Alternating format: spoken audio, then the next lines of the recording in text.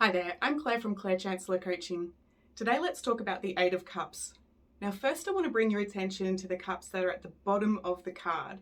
It looks like something's missing, and this should really easily prompt you to really understand the meaning of this card anytime you're doing a reading. It tells you there that there's that sense, that feeling like something is missing. Maybe this person's outgrown something or outgrown a chapter in their life, and they really need to retreat, get away from people, get away from the noise of society, to reflect on what's important to them, what's missing, and how can I fill that emptiness? This card can indicate a level of fear of the unknown. We really don't know where he's going, and maybe he's just completely burnt out that he has to abandon his success, abandon, the way that he's always done things. And the spirit world is saying, okay, it's time to go on a retreat. I can't emphasize that word enough. The needing to retreat and the feeling like something's missing. So when this card is coming up in a relationship reading, it's indicating that somebody's kind of moving away from the relationship. They're needing time out. Again, there could be a level of feeling weighed down, heavy, and it's not necessarily in the relationship, but it is just feeling the pressures of life and needing to get away. It can indicate that this person is also needing that spiritual connection with themselves.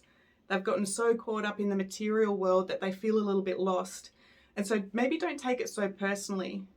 This person might need you to come on that retreat with them, or maybe it's better to just keep your distance. I can't help but think about, those types of retreats, the silence retreats, or going up a mountain, going on a meditation retreat, going to sit on the beach. These are the sort of energies that are around this card. I guess you'd say it's coming back to nature. So this card can also represent a level of loneliness in the relationship, or just loneliness in general, nobody understanding. And it's most likely that, the people that you've been associating with are still at that lower level of consciousness where you're starting to grow and evolve. So the things that are now interesting you to talk about, those people don't get it. They don't want to talk about it. What do you mean you're changing the dance of our relationship? We always did this. It's like, yeah, but that's not fulfilling anymore. If this card comes up in reverse, it's telling us that this person's pushing pretty hard to make things happen.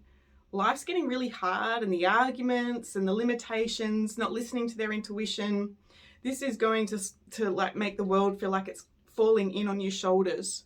When this happens, the health side of things that can show up in this relationship, the health side of things that can show up with this card is the shoulder pain, feeling like you're taking on the massive responsibility for everybody and everything around you, feeling that sense of burnout, the fatigue, needing to escape but not being able to put yourself first. It can indicate a level of nightmares, knowing that the moon is in this card. Things are racing in your mind and you can't work out what to do next.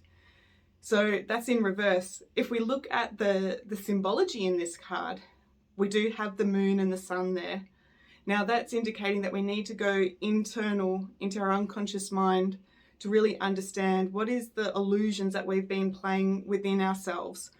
The sun wants to bring in healing, and yet the moon is saying, yeah, but what about this limitation and that limitation? The mountains in the mountains in this card are kind of rough, and while they're goals in sight, they don't really feel smooth. They don't really feel in alignment.